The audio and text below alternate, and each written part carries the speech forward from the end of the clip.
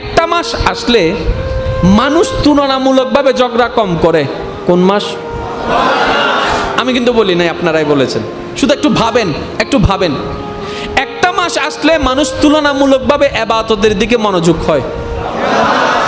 একটা মাস আসলে মানুষের ভিতরের মধ্যে কেমন যেন একটা পবিত্রতার ভাব দেখা দেয়। একটা মাস আসলে মানুষের মধ্যে কেমন জানি রবের দরবারে হাজিরা দেওয়ার প্রতি একটা স্পিড দেখা যায়। একটা মাস আসলে কেমন জানি কিপটা মানুষও ইফতারি করানোর জন্য মানুষকে ডাকে। একটা মাস এমন আছে যে মাসটা আসলে মানুষের ভিতরে হাজার রাগ উঠলেও কন্ট্রোল করার ক্ষমতা চলে আসে। কিন্তু মূল শিক্ষা আল্লাহ কেন দিল, কি প্র্যাকটিস করাতে চাচ্ছে সেটা আমরা বুঝতে পারিও নাই, চেষ্টাও করি নাই, যার কারণে ওই অমানুষে রয়ে গেলাম। আপনারা প্রায় সময় একটা কথা বলেন কিংবা শুনেন, রমজান মাস আসলে শয়তান বন্দী হয়, তারপরে এত শয়তানি কুজারামি কোন জায়গার থেকে চলে? প্রশ্ন একটা করে না? আমরা মনে করি কি জানেন, সব সময় শয়তানে দিয়ে আমাদেরকে করায়। না না না, আমরা শয়তানের সাথে বন্ধুত্ব করতে করতে করতে করতে করতে করতে এমন ক্লোজ হয়ে গেছি, শয়তান না থাকলেও শয়তানের কাজগুলো আমরা করে ফেলতে পারি। এখন আমরা মনে করছি কি রে, শয়তান তো নাই, আমি করলাম কেমনে, ওইটা তো খেয়াল করি নাই, আমি নিজেও ভিতরে ভিতরে তো মানুষ নাই, শয়তান হয়ে গেছি, এটা তো আর বুঝতে পারি না। মনে রাখবেন ভাইয়েরা, অমানুষকে মানুষ বানানোর নাম ধর্ম। এই ধর্মে যতগুলা হ্যাঁ সবগুলা কল্যাণ, যতগুলা না সবগুলা অকল্যাণ। আল্লাহর কোনো লাভও নাই, লসও নাই। আল্লাহ আমাদেরকে সেই বিধানই দিয়েছেন, নবী রাহমাতুল্লিল আলামিন আমাদেরকে সেই পরামর্শই দিয়েছেন, যেগুলা পালন করলে আমরা মানুষ হতে পারবো। আর মনে রাখবেন, পৃথিবীর সমস্ত উলামায়ে কেরাম এই কথাই একমত, যে মানুষ হতে পারে না সে কখনো মুসলমান হতে পারে না। এবার আসেন, ধর্মের নাম জোর হম পড়িও, ধর্মের নাম ইসলাম। যারা গ্রহণ করে জগৎ তাদেরকে একটা নামে ডাকে, সেই নামটা কি? মুসলমান। সে নামটা কি? আর একটু জোরে বলেন, সেই নামটা কি? এবার মুসলমান মানে কি? একজন আসলো, কালিমা পড়লো, বাস মুসলমান হয়ে গেল। এটা আমাদের মাথায় বসা আছে, ঠিক না? কিন্তু মুসলমান মানে হচ্ছে আত্মসমর্পণকারী। আর একটু জোরে বলেন, মুসলমান মানে আত্মসমর্পণকারী। এবার বলেন, এক এলাকায় একজন আসামি আছে, যার কারণে সমাজের এলাকার সব মানুষ অতিষ্ঠ, কষ্টের মধ্যে আছে। এবার এলাকাকে শান্তি করতে গেলে তাকে কি করতে হবে? তাকে কোথায় দিতে হবে? পুলিশের কাছে। তাকে কোথায় দিতে হবে? এবার পুলিশের কাছে তাকে দেওয়াটা কিংবা পুলিশ তাকে ধরাটা দুইভাবে হবে। একটা হচ্ছে পুলিশ এসে অ্যারেস্ট করা, পুলিশ এসে ধরলে সেটার নাম অ্যারেস্ট, আর নিজে থেকে গিয়ে স্যালেন্ডার করলে সেটাকে বলা হয় আত্মসমর্পণ। তাহলে দুইভাবেই কিন্তু এলাকা শান্তি হচ্ছে। পুলিশে এসে ধরে নিয়ে যাক তাও শান্তি, সে নিজের থেকে গেল এলাকা শান্তি। রব্বে করিম কি বলছেন দেখেন, এই অমানুষরা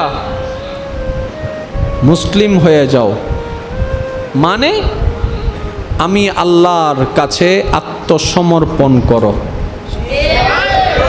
তাহলে অশান্তির মানুষগুলা যদি রবের কাছে আত্মসমর্পণ করার মতো করতে পারে, সে আর বাটপারি করবে, চুরি করবে, ডাকাতি করবে, মানুষকে কষ্ট দিবে, নিজের ইচ্ছায় চলবে, নিজের চাওয়াকে প্রাধান্য দিবে, নিজের স্বপ্নকে প্রাধান্য দিবে, নিজের লোভকে প্রাধান্য দিবে, অহংকারকে প্রাধান্য দিবে?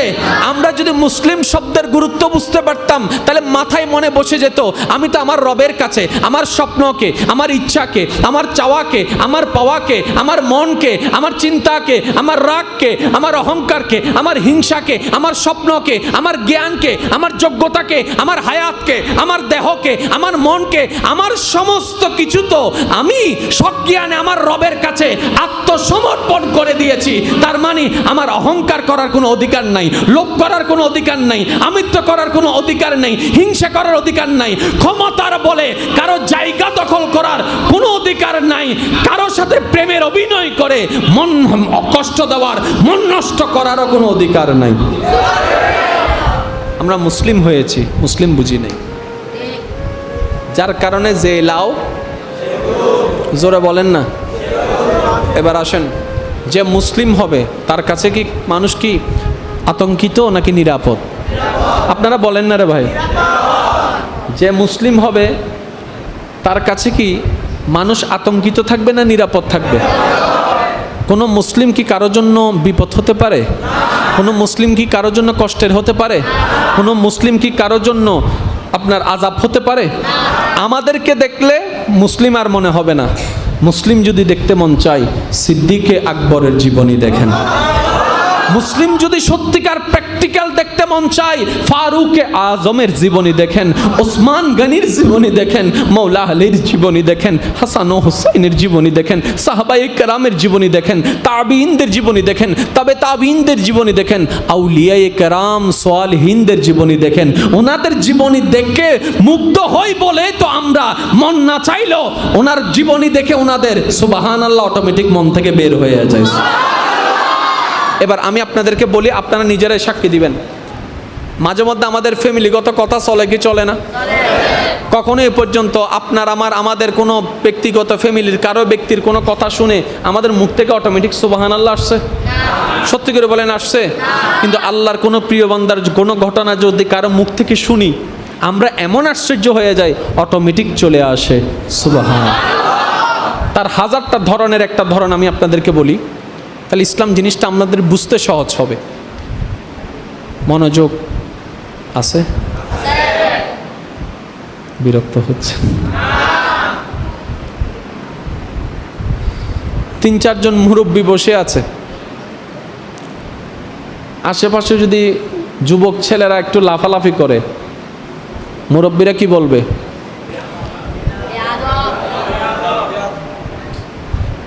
এই বেয়াদবটা বলার কারণে ওরা কি আদবে চলে আসছে? বলে লাভটা কি হলো? ওই ইসলামটা না বোঝার কারণে আমরা অ্যাপ্লাইটা করতে জানি না। এবার আসেন, একজন মুসলিম যিনি সত্যিকার মুসলিম, নামও মুসলিম, কাজও মুসলিম, আল্লাহর একজন সালেহ বান্দা, প্রিয় বান্দা, হযরত মারুফ কারকি রহমতুল্লাহ আলাইহি নৌকা ভ্রমণে একদিন বের হলেন। ওই নৌকার মধ্যে দেখা গেল এক পাশে উনি ওনার কিছু সফর সঙ্গীকে নিয়ে বসে আছেন, অন্য পাশে কিছু যুবক ছেলেরা তৎকালীন সময়ের নিয়ম অনুসারে হাসি ঠাট্টা মজা দুষ্টামি যা তা করছে। এমনভাবে করছে যেটা চোখে অড লাগছে, দেখতে অস্বাভাবিক লাগছে, অসুন্দর লাগছে। মারুফ কারকি রহমতুল্লাহ আলাইহি আল্লাহর প্রিয় বান্দার সাথে থাকা সফর সঙ্গী একজন বললেন, হুজুর আপনি তো দোয়া করলে দোয়া কবুল হয়ে যায়, আল্লাহ আপনাকে এমনভাবে পছন্দ করেছেন। এগুলো বেশি বেয়াদবি করতেছে, একটু বদদোয়া করেন না, তারা যেন ধ্বংস হয়ে যায়, ওদের বেয়াদবি আর সহ্য হচ্ছে না। এই কথাটা শুনে আল্লাহর প্রিয় বান্দা মারুফ কারকি রহমতুল্লাহ আলাইহি মুস্কি একটা হাসি দিলেন। মুস্কি হেসে দিয়ে এবার 2টা ভিক্ষার হাত রবের দরবারে তুললেন। সবার মনের স্বপ্ন, এই বুঝি বদদোয়া করছে, এই বুঝি তাদের বিপক্ষে রবের কাছে নালিশ করছে, কিন্তু সবার চিন্তা ভাবনাকে পিছনে ফেলে উনি এমন একটা কথা বললেন যে সবার চোখ কপালে উঠে যাওয়ার মতো। উনি হাত তুলে বললেন, মৌলা গো, তারা অবুঝ, এখনো বুঝে না ধর্ম কাকে বলে, ইসলাম কাকে বলে। আল্লাহ তুমি তাদের কর্মে নারাজ হইও না। আমি মারুফ কারকির একটা ফরিয়াদ, দুনিয়াতে তাদের মুখে যেমন হাসি লেগে আছে, পরকালও তাদেরকে হাসি খুশি রাখিও। দুনিয়াতে তারা যেরকম আনন্দ মজ মস্তি করছে, পরকালেও তাদের জীবন কেমন শান্তির করে দিও। এবার যখন উনি এই দোয়াটা করলেন, আশেপাশের সবাই তো মুগ্ধ হয়ে অবাক হয়ে গেলেন, হুজুর বললাম কি করলেন কি।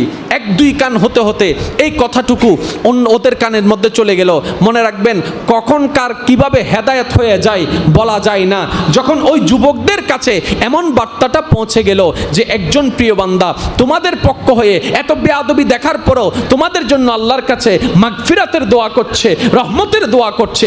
ওই যুবক কয়েকজন আসলেন, আসার পরে বললেন, হুজুর আপনি নাকি আমাদের জন্য এভাবে দোয়া করেছেন? বলে যে হ্যাঁ, এভাবেই তো দোয়া করেছি। বলে যে আমরা তো বেয়াদবি করছি, বদদোয়া করলেন না কেন? মারুফ কারকি রহমতুল্লাহ আলাইহি বলে, এটা আমাদের নবীর শিক্ষা, এটা ইসলামের শিক্ষা। বদদোয়া নয়, দোয়া দিয়ে সুন্দর জীবন সাজাও। সুবহানাল্লাহ। এবার ওই জায়গায় আপনি আমি নিজেদেরকে রাখি, চলেন আমরা সব বাটফার। আমি কি বুঝাতে পারলাম কথা? আমরা কেউ মুসলমান হতে পারি, মুসলমান হওয়ার চেষ্টায় আছি। আর মুসলমান বনার জন্য সবচেয়ে সহজ মাধ্যমের নাম হচ্ছে ইসলাম। জোরে বলেন না। কিভাবে সহজ মাধ্যম? আপনার জীবনের ডেইলি কয় ঘন্টা? 24 ঘন্টা। একটু বলেন না, কয় ঘন্টা? 24 ঘন্টার প্রত্যেক দিনের প্রত্যেক সেকেন্ডের কাজ কি একরকম? বলেন না। যেমন আপনারা এই মুহূর্তে মসজিদে আসছেন, তাহলে মসজিদে আসবেন কিভাবে, বসবেন কিভাবে, শিখবেন কোত্থেকে? ধর্ম থেকে। এখন যতগুলো ধর্ম আছে ওদেরকে প্রশ্ন করেন, উত্তর নাই। ইসলামকে প্রশ্ন করেন, উত্তর দিয়ে দিবে।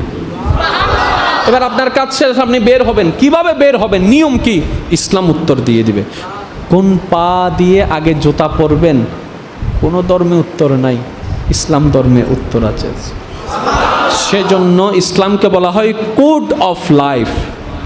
মানব জীবনের 24টা ঘন্টার প্রতিটা সেকেন্ডকে কিভাবে কল্যাণময় করা যায়, এমন সাজেশনের নামই হচ্ছে ইসলাম।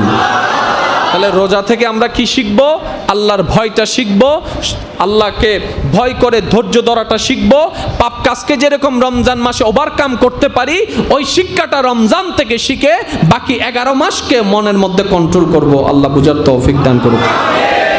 শেষ একটা কথা বলি, শ্রদ্ধার সাথে বলছি, যারা নিজের লাইফটাকে চেঞ্জ করতে চান, আল্লাহর পথে ফিরে আনতে চান, আল্লাহর রহমত দিয়ে জীবন সাজাতে চান, বেশিরভাগ ক্ষেত্রে যখন সে চেষ্টাটা বেশিরভাগ ক্ষেত্রে হার মেনে যায় মনের কারণে, মনটা আনকন্ট্রোল থাকার কারণে। মনের সাথে আমাদের ইচ্ছা শক্তি পেরে ওঠে না। প্রায় ক্ষেত্রে যুবক যুবতী ভাই বোনদের ক্ষেত্রে এই জিনিসটাই হয়। আমি বলবো ভাই, আমি বলবো বোন, আপনি যদি সফলতা সত্যিকারভাবে চান, আল্লাহর প্রেম সাগরে ডুব দিয়ে যদি নিজের জীবনটাকে সাজাতে চান, নবীর ওয়াফাদার উম্মত বনে যদি কবরে যেতে চান, আগে নিজের মনটাকে কন্ট্রোল করা শিখেন। এবার আমার ভাই আমার বোন বলবে, আমি তো মনটাকে কন্ট্রোল করতে পারছি না ভাইয়া, এটাই তো প্রবলেম। আমি বললাম ভাই, একদিনে হবে না, এক সপ্তাহে হবে না, এক মাসে হবে না, আপনাকে নিয়ম মেনে কৌশলগতভাবে মনটাকে কন্ট্রোল করতে হবে। কিভাবে? শুধু জাস্ট আমি আপনাদেরকে একদম নিম্ন থেকে একটু কয়েকটা কথা বলার চেষ্টা করছি। মনে করেন আপনার এই মুহূর্তে হঠাৎ ইচ্ছা করছে ফেসবুক চালাতে, আপনি মনকে কন্ট্রোল করবেন, আমি এখন চালাবো না, এখন চালাবো না। এখন আপনার হঠাৎ করে ইচ্ছা করছে একটু বাহিরে দেখতে, আপনি নিজের উপর অবজারভেশন চালাবেন, আমি এখন তাকাবো না, 1 মিনিট ধৈর্য ধরবেন, 2 মিনিট ধৈর্য ধরবেন, 3 মিনিট ধৈর্য দেখবেন। এইভাবে যখন আপনি ছোট্ট ছোট্ট বিষয়ে নিজের মনের উপর কন্ট্রোল পাওয়ার নিয়ে আসবেন, যখন সেই মন একদিন চাইবে অমুককে গালি দে, আপনি সেই দিনও কন্ট্রোল করে ফেলতে পারবেন। সুবহানাল্লাহ। বড়তে যাবেন না, আগে ছোট্ট ছোট্ট বিষয় নিজের উপর অবজারভেশন চালান, অন্তত 1 সপ্তাহ চালান, 2 সপ্তাহ চালান, আপনি নিজেই এর ফলাফল পাবেন। আর জানেন তো, বান্দা যখন রবের প্রিয় হওয়ার চেষ্টা করে, রবের রহমতও তাকে এগিয়ে নিয়ে যাওয়ার জন্য সহযোগিতা করে। সুবহানাল্লাহ। কখনো কাউকে গালি নয়, মন্দ কথা নয়, আক্রমণ নয়, ভালোবাসা দিয়ে বিশ্বকে জয় করার চেষ্টা করুন। আপনার আল্লাহর সন্তুষ্টির জন্য নবীর মহাব্বত নিয়ে করা ছোট্ট ছোট্ট দুনিয়ার কাজও হাসরের ময়দানে বিশাল সওয়াবের পাহাড় হয়ে দাঁড়িয়ে যাবে। সুবহানাল্লাহ। আল্লাহ